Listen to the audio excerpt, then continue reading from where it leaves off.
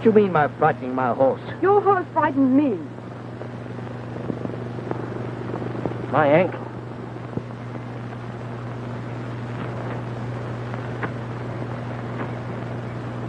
Thank you.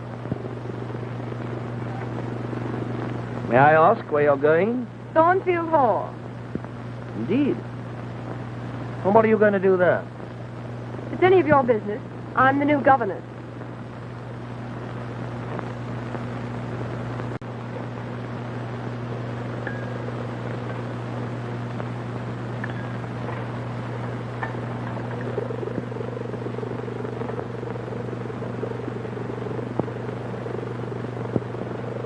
Your tea, sir. Thank you.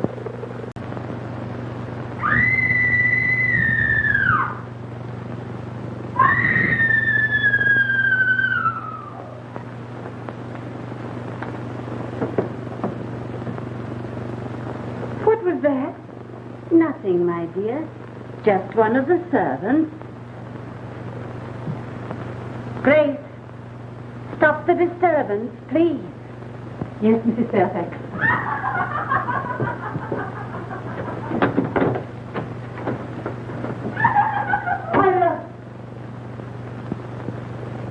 Good night, my dear. Good night. Street climbing part of the botany lesson? Uncle Edward, help! My foot's caught. Her foot's caught. Her foot's caught. So I gather. Allow me. Oh, thank you.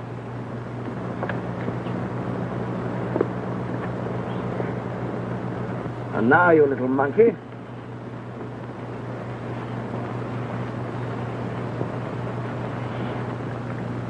Come along.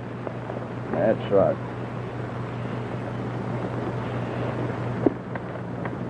And where would you like this baggage delivered, Miss Eyre? To the schoolroom, please. She must be punished. Can't I be punished tomorrow when Uncle Edward's gone to London? No. Quite right. The spoiling must stop. I quite agree. Oh, please, Uncle Edward. Uncle Edward, when are you going to get married? Next month, probably? And are you going to marry Lady Blanche? Why? Because I'd rather wish oh, well, anyway, I'll be the flower girl. La, la, la, la, la, la, la, la, la, la, la. Adele, be careful. La, la, la, my knee. Oh, there, darling. Oh, Jane will look after the poor knee. My darling lies over the ocean. Oh, bring back my Bonnie to me. Oh, bring back, oh, bring back. Oh, bring back my Bonnie to me. Oh, precious.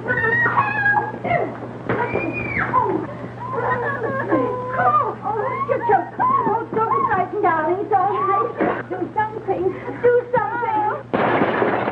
Are you all right, darling? Oh, poor dear. You made short work of my porcelain, Miss Eyre. Well, I couldn't let the child suffocate to save your precious porcelain. And I don't see anything to laugh at.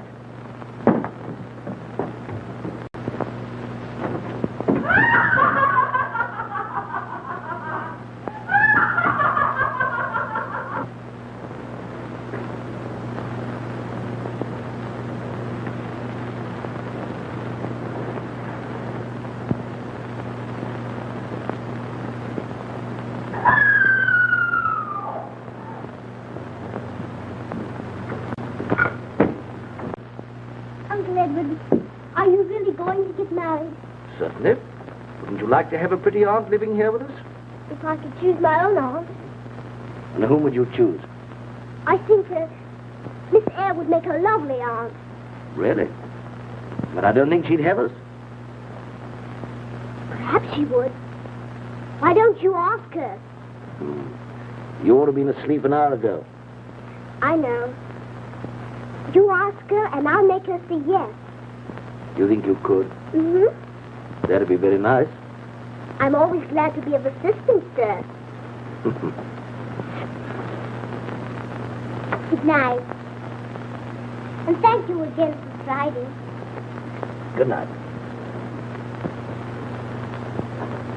Uncle Edward, Well, don't forget to ask her.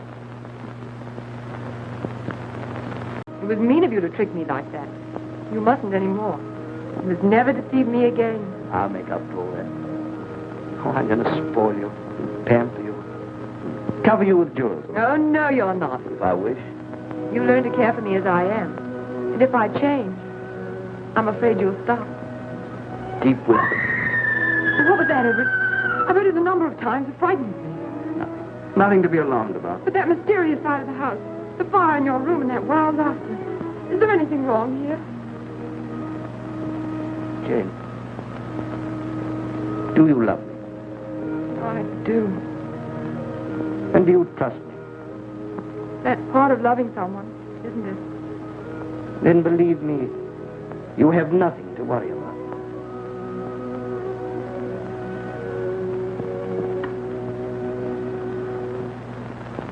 Oh, Uncle Edward, you've asked her. I have. Oh, how wonderful. You are a fortunate girl indeed, Jane Eyre. You must work very hard to be worthy of such kindness.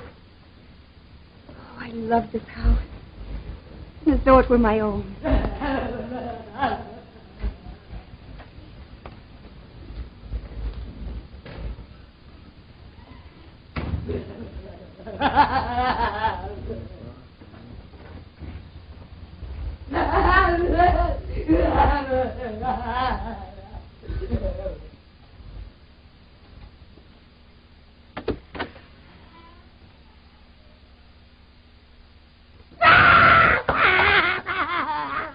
Who's there?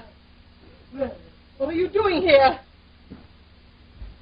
My room is across the hall. I heard a strange laugh. How did you get in here? The door was ajar. I must have forgotten about it. Well, you may not have been informed, but you must never open this door. Indeed, you must never enter this part of the house.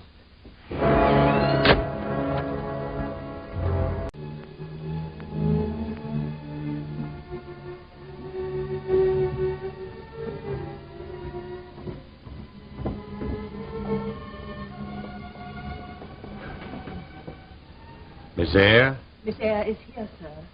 you may retire, Mrs. Fairfax. Yes, sir. Good night, sir. Good night, Mrs. Fairfax.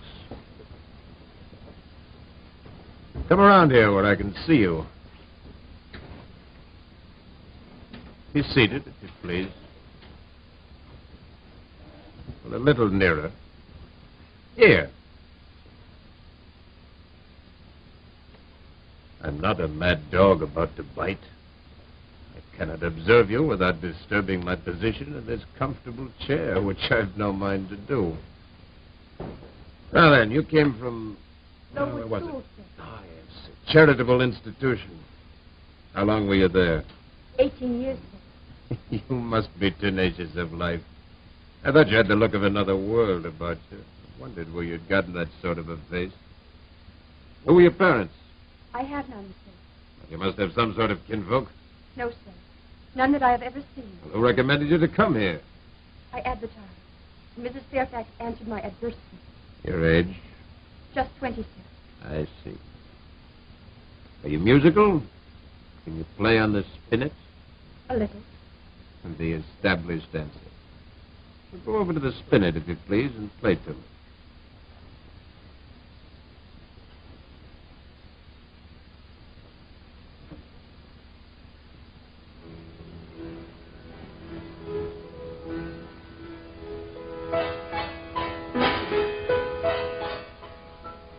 That's enough. You play a little, as you say.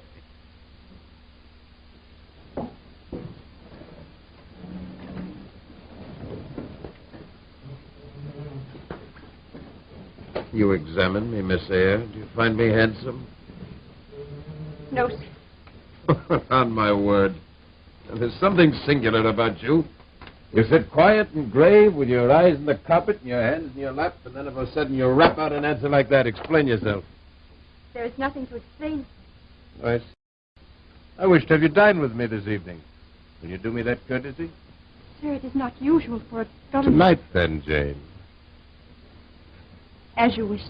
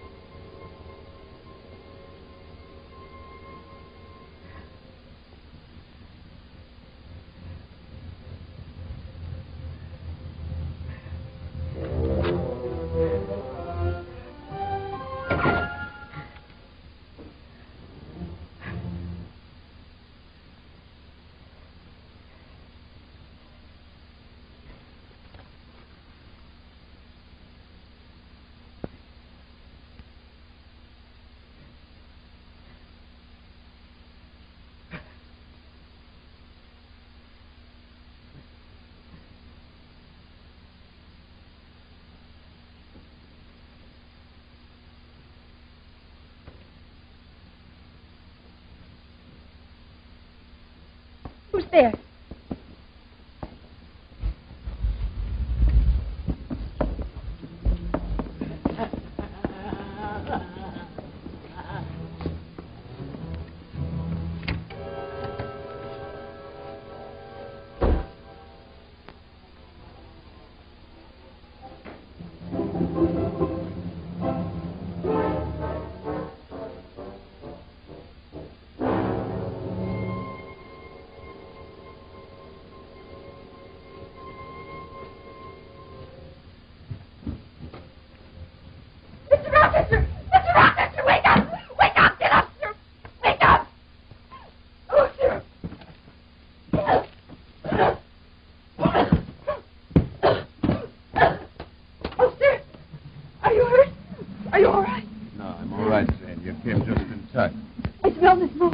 Sir, you might have been burned to death in your sleep. How did it happen?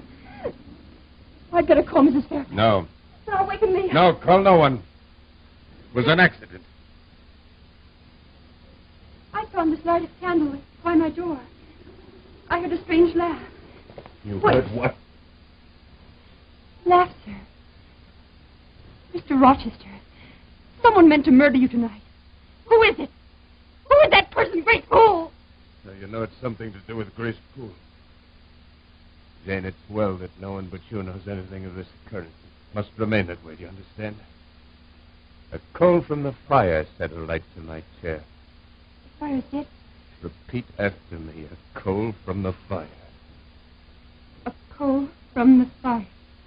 I knew you'd do me some good, Jane. I saw it in your eyes the first time we met. Hurting my hand. Good night, gentle benefactress.